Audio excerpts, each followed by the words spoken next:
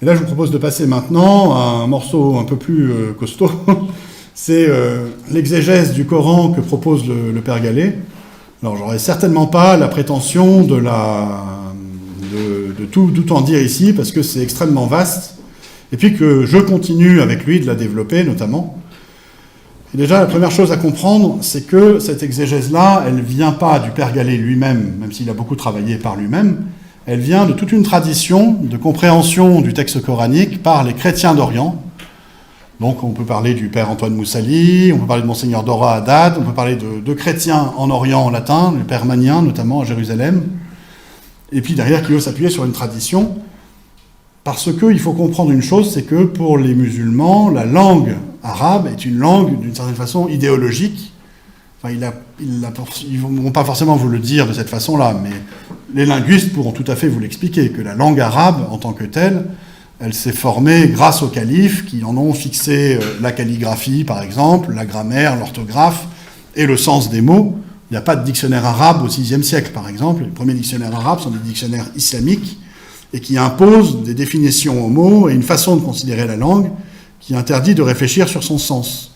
Mais quand on est chrétien arabe, on a la liberté de penser et de croire ce qu'on veut, d'une certaine façon, et on peut aller mettre en cause des interprétations islamiques qui sont données dans le Coran. On peut par exemple mettre en cause le fait que quand on lit Nabi dans le Coran, ce qui veut dire prophète, ça ne renvoie pas forcément systématiquement à Mahomet, ça peut renvoyer à Moïse, ça peut renvoyer à Jésus par exemple. Et d'autres sens peuvent apparaître au Coran comme cela. Puis on va explorer la chose et ainsi de suite. Et ce qu'un musulman s'interdit de faire, parce que pour un musulman, on ne peut pas aller mettre en cause le sens même du Coran. Il ne peut pas y avoir de regard critique sur le Coran, en fait. C'est donc pour cela que c'est parmi les spécialistes de la langue arabe non inféodés à l'islam qu'on va trouver la possibilité d'un regard critique. Et donc, chez ces chrétiens d'Orient, dont le Père Gallet a recueilli en quelque sorte la tradition. Là, je vais vous donner un exemple d'une exégèse faite par le Père Gallet et qui montre la réalité de l'histoire que je vous ai expliquée tout à l'heure. Ou plutôt, c'est avec ce genre d'études qu'on peut expliquer, qu'on remonte en fait et qu'on explique l'histoire comme je l'ai faite, comme je l'ai fait ce matin. Un extrait du Coran, c'est le verset 116 de la sourate 5, que vous connaissez peut-être, c'est un verset de polémique antichrétienne dans le Coran. Quand Dieu dira, « Issa, fils de Marie, et c'est toi qui as dit aux gens, prenez-moi et ma mère pour deux divinités en dehors de Dieu. » Là, on est dans le scénario musulman, c'est on est à la fin des temps, et Jésus vient reprocher aux chrétiens d'avoir associé à Dieu le culte que les chrétiens ont rendu à Jésus et à sa mère. Certains musulmans, enfin la plupart, la tradition musulmane jusque récemment, a compris ce verset comme accusant les chrétiens de rendre un culte divin à Jésus, un culte divin à sa mère Marie. Issa, fils de Marie, et ma mère dans la même phrase, c'est quand même bon. Et les musulmans croyaient donc que Marie était une sorte de déesse dans le christianisme. Et il y a même encore aujourd'hui des chercheurs musulmans pour vous expliquer qu'il y aurait eu, dans l'Arabie fantasmée de Mahomet du 7e siècle, des sectes mariolâtres chrétiennes qui adoraient Marie comme une divinité. Alors, et d'une, si ça avait été le cas, elle n'aurait pas été chrétienne, et de deux, elles n'ont jamais existé.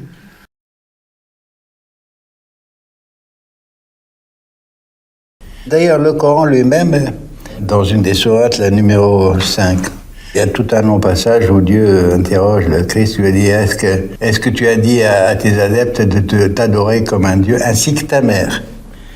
Donc, ce n'est pas une erreur. C'est à cette époque, il y avait un culte marial considérant la Vierge comme une espèce de déesse. Puis c'est resté dans la tradition chrétienne, la mère de Dieu, et cela existe jusqu'à aujourd'hui, surtout en Orient d'ailleurs. Et de fait, comment est-ce qu'on peut comprendre ça en fait ? On voit le Coran qui fait en fait là un énorme contresens sur la Trinité chrétienne. Il suffirait de demander à un chrétien ce que c'est que la Trinité, il vous dira évidemment c'est Dieu le Père, Jésus le Fils et l'Esprit Saint. Et en fait, si on va demander aux chrétiens d'Orient, ils vont vous dire la même chose.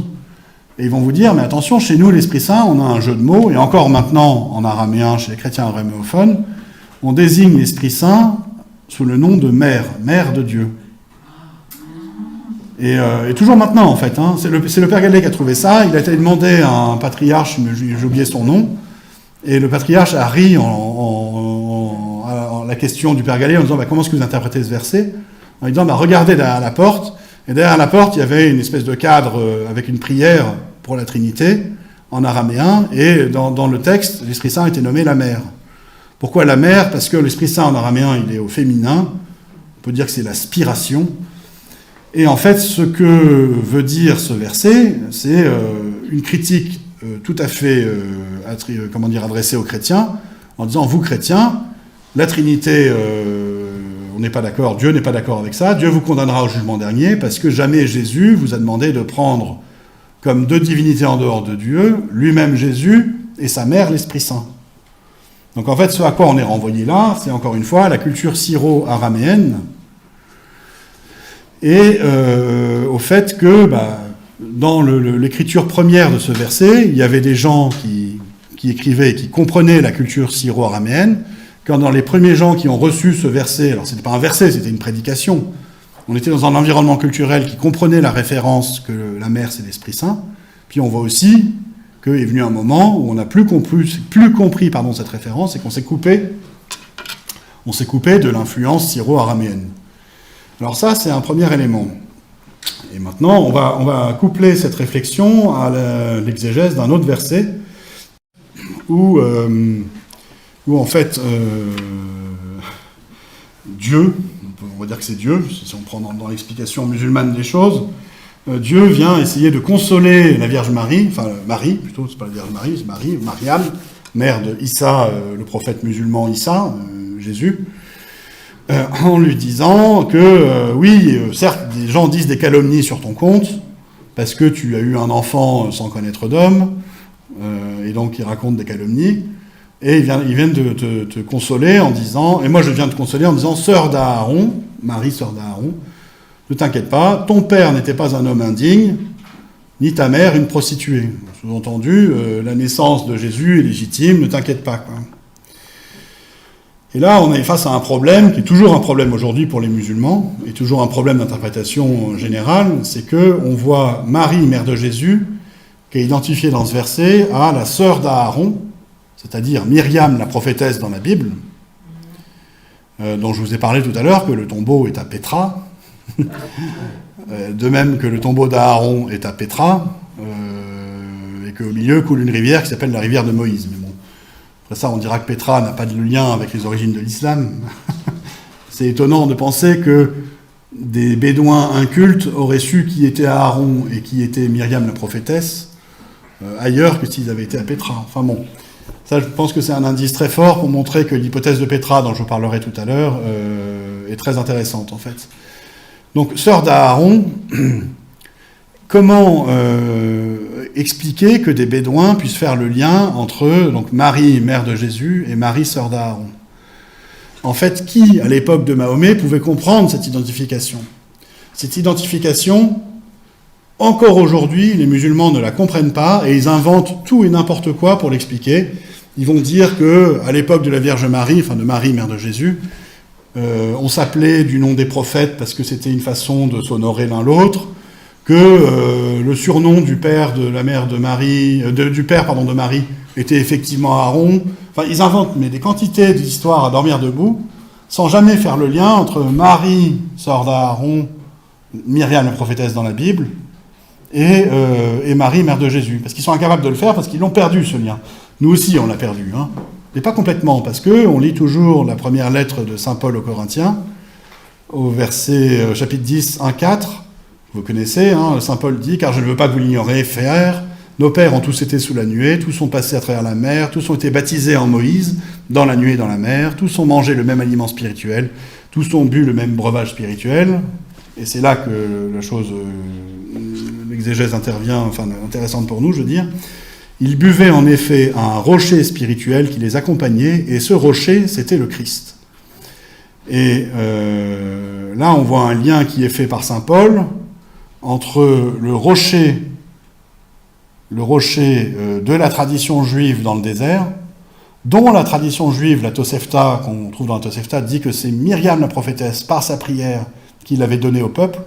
C'est-à-dire que quand le peuple était en exode dans le désert, il y avait un rocher qui le suivait. Au moment du bivouac, du rocher coulait les sources auxquelles le peuple pouvait s'abreuver et éviter de mourir de soif. Et saint Paul dit, pour nous, qui sommes les descendants du peuple, le rocher auquel on s'abreuve, c'est le Christ lui-même. L'eau qu'on boit du Christ, c'est notre salut, en quelque sorte. Et donc, on peut identifier dans une pensée judéo-chrétienne du 1er siècle de saint Paul la figure de Marie, Myriam la prophétesse, qui donne le rocher au peuple, et la figure de Marie, mère de Jésus, qui donne le rocher du salut, le rocher qui permet donc aux chrétiens de s'abreuver. Donc en fait, on a un lien qui existe entre Marie, mère de Jésus, Marie, sœur d'Aaron. C'est un lien qui ne vaut que dans la culture juive. Il faut avoir la tradition juive en tête pour le comprendre. Et donc là, on en revient encore une fois à ce que je disais auparavant. Le Coran n'est pas un texte arabo-arabe, il est pétri d'influences juives, en fait. Syro-araméenne, en l'occurrence, mais juive. Et plus profondément, on peut se demander plus profondément à côté de ça, si on regarde le sens même de cette phrase, qui défend la réputation de Marie, ton père n'était pas un homme indigne, ta mère une prostituée, qui attaquait la réputation de la Vierge Marie? C'est les juifs rabbiniques, en particulier dans les Talmuds, qui ont écrit des horreurs sur elle en expliquant que Jésus est le fils d'un adultère avec un soldat romain et autres. Et on peut se demander alors, qui, dans une même phrase, maîtrise à la fois la tradition juive et en même temps peut attaquer l'autre tradition juive rabbinique qui met en cause la dignité de la Vierge Marie. Quel juif, donc non chrétien, de fait, puisque là on n'est pas dans un texte chrétien, on est dans un texte qui, au contraire, combat la Trinité. Donc quel juif non chrétien pouvait défendre la virginité de Marie? Vous voyez que quand on met en rapport ces deux versets, qui nous parlent l'un et l'autre d'une certaine manière de Jésus et de Marie, on voit s'y exprimer une pensée qui n'est pas arabe en tant que telle. C'est une pensée qui est juive, qui est pétrie de tradition juive, il faut comprendre la tradition de l'Exode pour pouvoir la comprendre, mais c'est une pensée qui n'est pas une pensée juive rabbinique, puisqu'elle va défendre la virginité et la dignité de la Vierge Marie. C'est une pensée qui est empreinte de références chrétiennes, à la Vierge Marie, à Jésus, mais c'est une pensée qui est déjà post-chrétienne, puisqu'elle condamne une doctrine chrétienne existante, qui est celle de la Trinité. Et donc, vous voyez, vous avez deux versets du Coran dans lesquels on a déjà quasiment un portrait robot de ceux que j'ai identifiés tout à l'heure comme étant les judéo-nazaréens. C'est-à-dire des gens qui ne sont pas arabes, qui sont dans une pensée juive, mais pas une pensée juive rabbinique, qui sont pleins de christianisme et qui sont post-chrétiens. Voilà le genre d'exégèse qui permet de trouver et d'affirmer l'existence de ce courant et de montrer qu'il a été fondateur dans l'islam, puisqu'il est aussi prégnant dans on va dire la doctrine, la pensée qui s'exprime dans le Coran. Alors là, c'est un petit peu complexe, il faut rentrer, vous voyez, on rentre dans l'analyse profonde, il faut maîtriser les différentes traditions juives, chrétiennes et autres. Parfois, il y a plus simple que ça encore pour caractériser le Coran, c'est de faire ce qu'on appelle une exégèse complète, une exégèse scientifique, globale du Coran, c'est de regarder, non pas verset par verset ce qui est dit, mais de regarder un terme dans le Coran, dans l'ensemble du Coran en fait, et d'essayer de comprendre ce qu'il signifie par rapport à toutes ces occurrences dans le Coran, et là il y a un sens qui apparaît.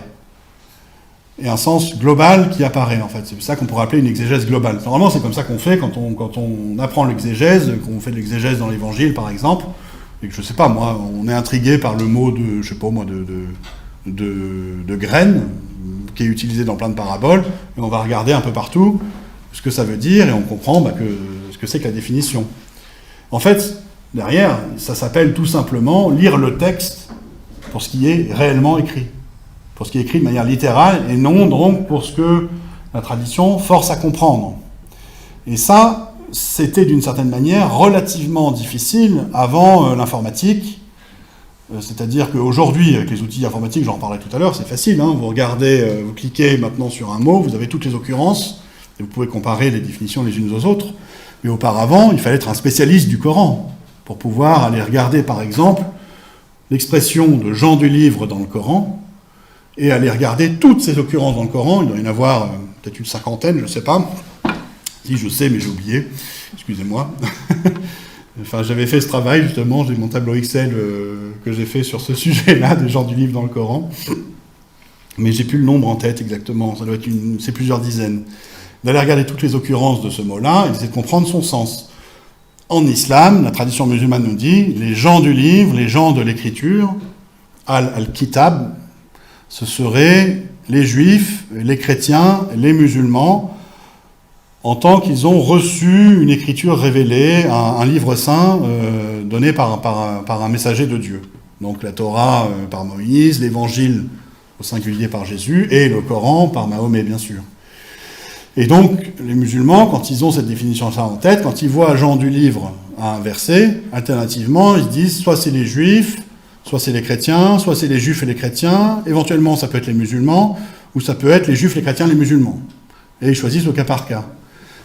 Pourtant, quand on lit l'ensemble des occurrences, il y a des moments où ça passe pas du tout, cette définition. On est forcé de se rendre compte que Jean du livre, ça veut dire autre chose. Ça veut dire autre chose. Alors là, je vous propose juste de regarder 2 ou 3 versets dans lesquels il y a des gens du livre, et de vous voir qu'il y a quelque chose qui ne colle pas avec la définition que les musulmans donnent à l'expression. Verset 110 de la sourate 3, extrêmement connu ce verset, qui parle des gens du livre en disant « Il y en a qui ont la foi, mais la plupart d'entre eux sont des pervers. » Donc on voit que dans les gens du livre, il y a 2 catégories. Il y a ceux qui ont la foi et il y a les pervers. Et il y a une petite partie qui a la foi et beaucoup de pervers parmi eux.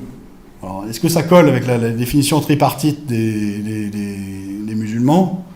Bon, j'en doute un peu. Aujourd'hui, il y a quelque chose comme quasiment autant de musulmans que de chrétiens. Hein. Peut-être un petit peu plus de chrétiens. Peut-être 1,6 milliard ou 1,7 milliard de musulmans. Et 2,2 milliards ou 2,1 milliards de chrétiens. Bon, ça colle pas en fait. Si on regarde, c'est pas une petite partie. Il y en a qui la foi, mais la plupart d'entre eux sont des pervers. Autre verset, verset 112, donc juste après, 2 versets après.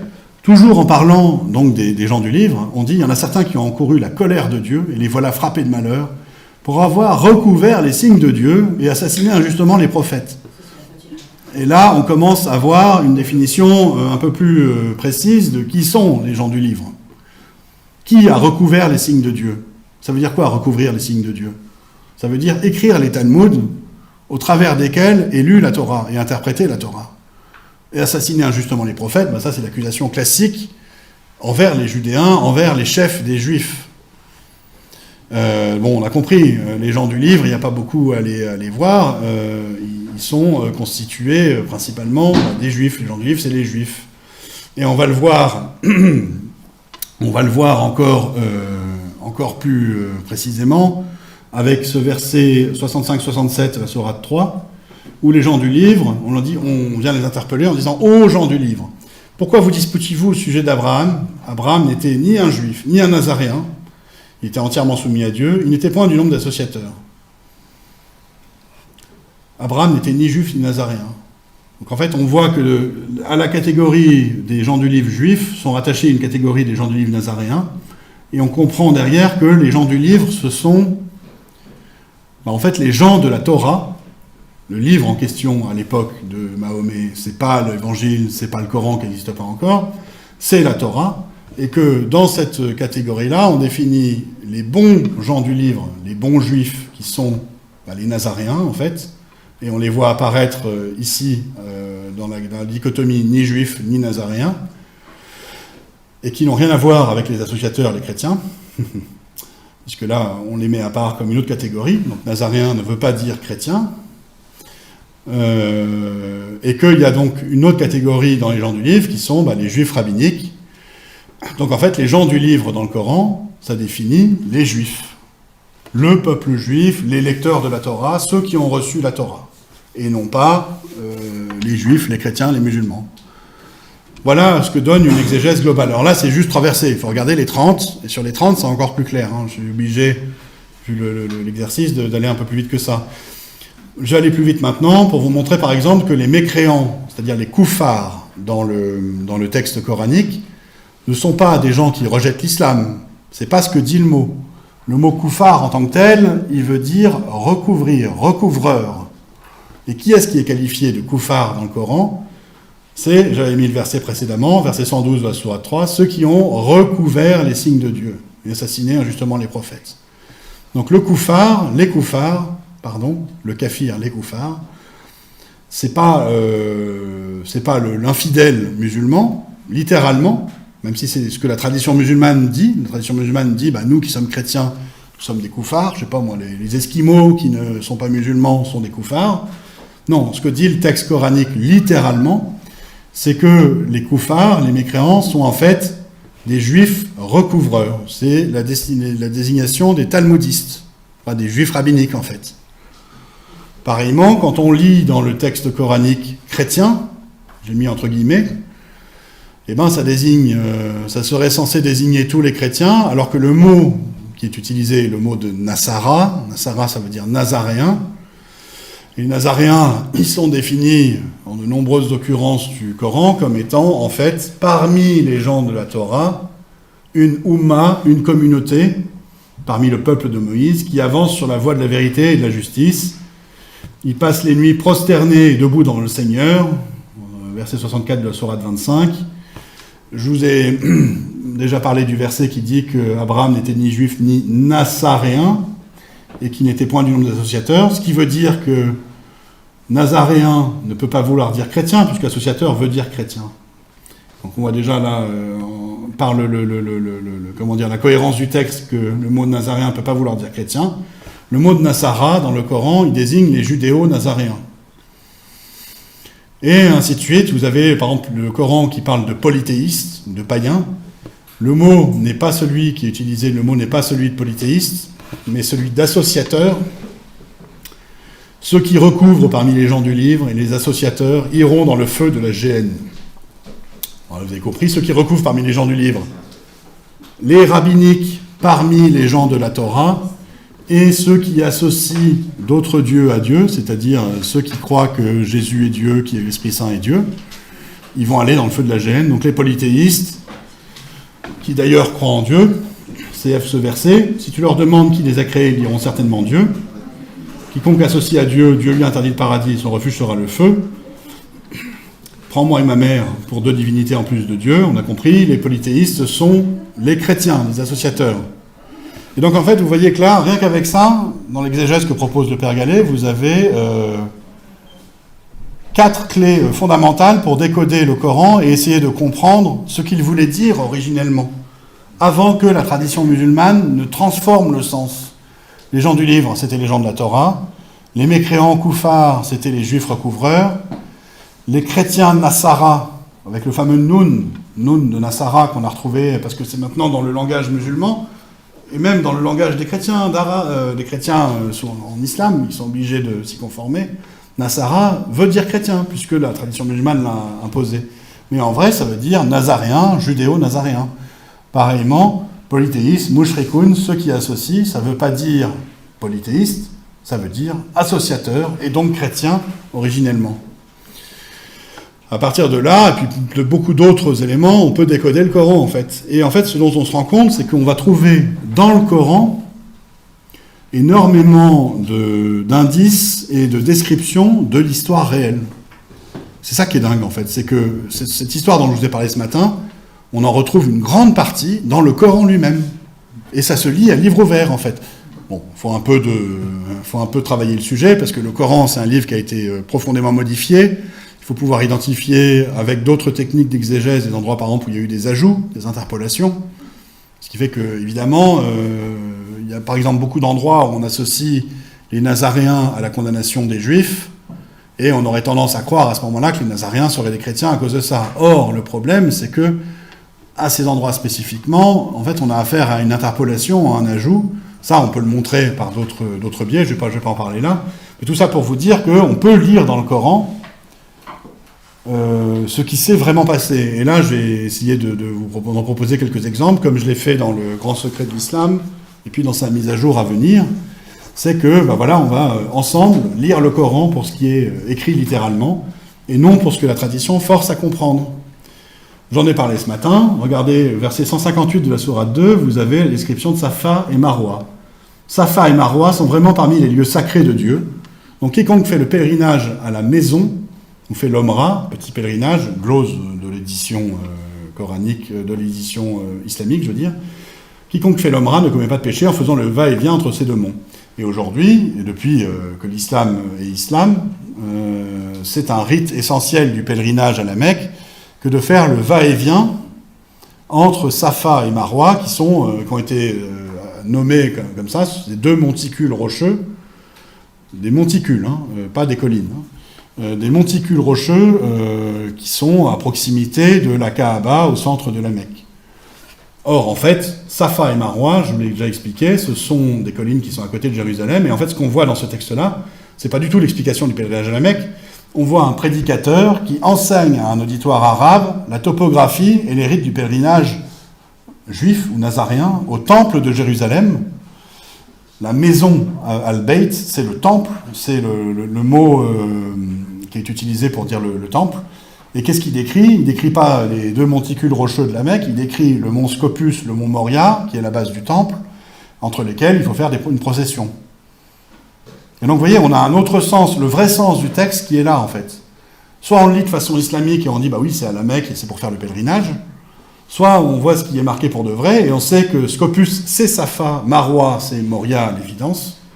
Et on y voit autre chose, c'est un enseignement, en fait. Vous voyez, c'est pas une révélation divine qui nous dit comment faire le pèlerinage. C'est quelqu'un qui enseigne à des Arabes qui ne le savent pas quelle est la topographie à Jérusalem et comment on y fait le vrai bon pèlerinage dans les règles juives.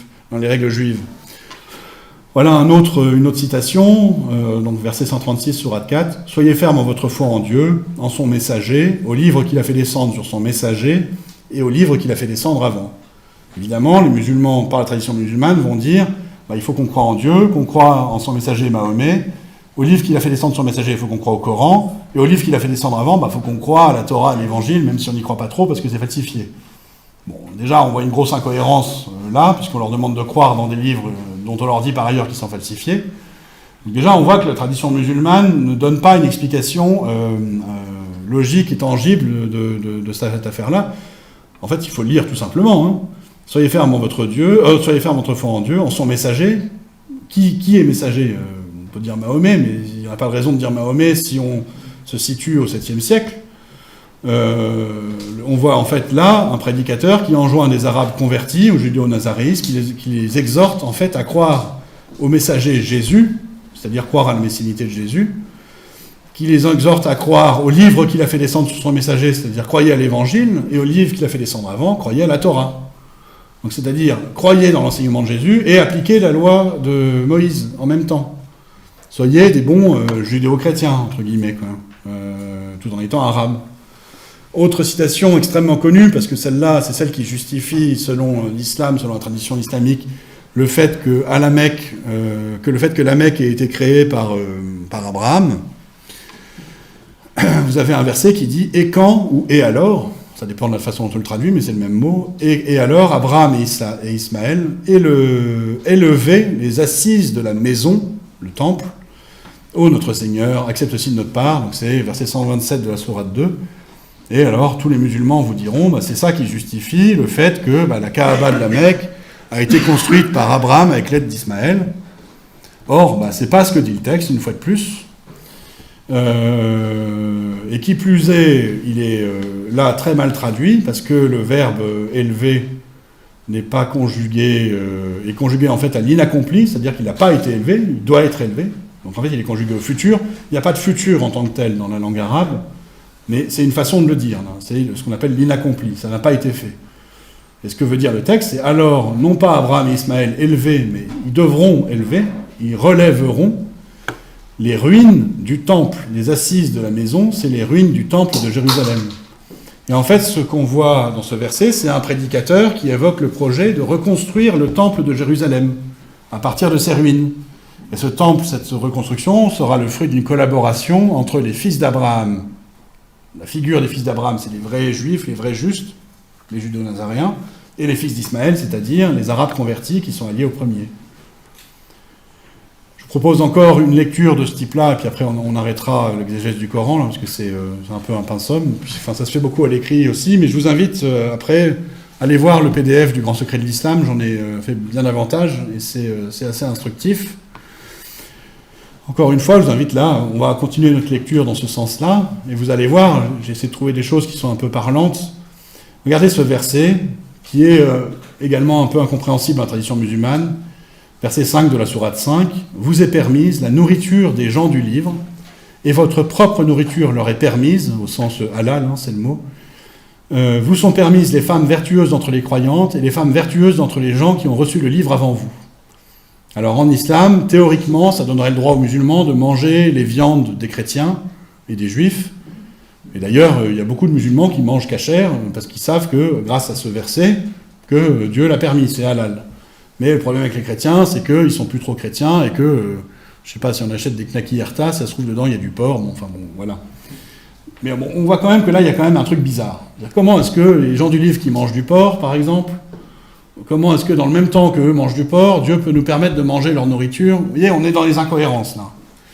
Bon, on ne va pas s'arrêter là quand on est musulman, mais la tradition musulmane, on voit, impose des espèces de hiatus mentaux, là, des paradoxes. Et il y a un truc qui est intéressant, c'est que ce verset permet aux musulmans d'épouser des femmes des gens du livre. C'est-à-dire, selon la façon musulmane de comprendre, des chrétiennes et des juives. Et donc, les musulmans se donnent le droit d'épouser des chrétiennes et des juives. Il y en avait dans leur harem, et il y a toujours des musulmans qui les épousent, parce que le Coran le permet, c'est ça qui le permet. Alors le Coran, là, en l'occurrence, littéralement, c'est pas du tout ce qu'il raconte. Qu'est-ce qu'il raconte? Là, encore une fois, c'est un prédicateur qui enseigne à des Arabes anciennement chrétiens, il leur enseigne la loi juive, il leur enseigne la cacheroute. Il leur dit, vous avez le droit de manger la nourriture des Juifs, la bonne cacheroute, quoi. Enfin, c'est une cacheroute peut-être plus ou moins adaptée aux Arabes, puisque dans d'autres parties du Coran, on va voir que le chameau est permis, le porc est interdit, mais le chameau est permis, alors que le chameau, dans la cacheroute, c'est une abomination, au même titre que le porc. Mais bon. Et donc, ça permet à des Arabes convertis aux judéo-nazaristes de faire table commune avec des Juifs, et donc ça permet de faire table commune avec les judéo-nazaréens, c'est ça qui compte. Et puis cette histoire de femmes vertueuses entre les croyants et de femmes vertueuses entre les gens qui ont reçu le livre, c'est pour pouvoir sceller des alliances matrimoniales entre les Arabes convertis et les judéo-nazaréens. C'est pas du tout pour aller épouser les chrétiennes, c'est pas ça dont il s'agit. C'est pour faire comme Mahomet et Khadija, et sceller l'alliance entre les Arabes et les Nazaréens, en fait. Alors ce qui est amusant, c'est qu'avec ce verset-là, on a aujourd'hui, chez les musulmans, une compréhension complètement de travers, mais bon, vous avez compris d'où ça vient. Là.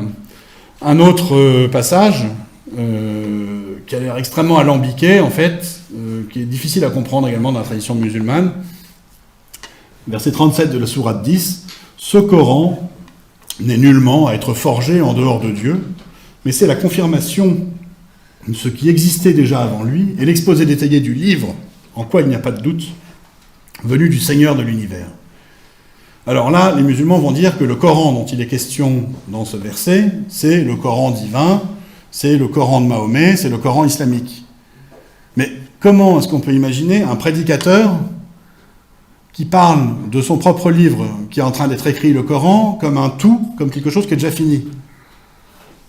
C'est comme si, je sais pas moi, je vous annonçais que je vais écrire une encyclopédie dans 10 ans, et je vous en parle comme si elle existait déjà maintenant avec tout ce qu'il y a dedans. Et la façon dont on en parle là-dedans, elle n'a pas à être forgée en dehors de Dieu, mais c'est la confirmation de ce qui existait déjà avant lui, elle existe déjà en fait. Donc ce qu'on comprend derrière, là il y a un truc qui ne va pas du point de vue islamique. Et l'exposé détaillé du livre, en quoi il n'y a pas de doute du Seigneur de l'univers, là aussi on se demande ce que c'est.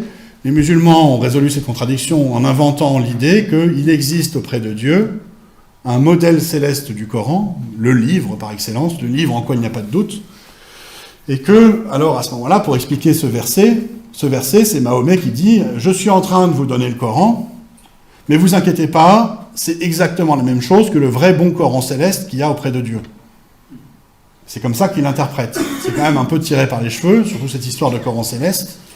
Donc c'est pour ça qu'on a inventé l'histoire de Mahomet qui va au ciel sur un cheval ailé, voir le Coran céleste. Tout à l'heure, je vous expliquais l'échafaudage qu'on construit pour essayer de donner une cohérence. Vous en voyez là un exemple manifeste, c'est-à-dire que pour expliquer le Coran céleste, on est obligé d'inventer le cheval ailé, parce qu'il faut que Mahomet aille au ciel voir le Coran céleste. Mais il y a beaucoup plus simple, c'est de lire ce qui est écrit pour de vrai. Pour de vrai, il n'est pas écrit Coran islamique de Mahomet. Là, on est sourate 10, verset 37. Pour le vrai, on voit quoi? On voit un prédicateur qui parle du Coran, mais Coran, ça ne veut pas dire Coran islamique.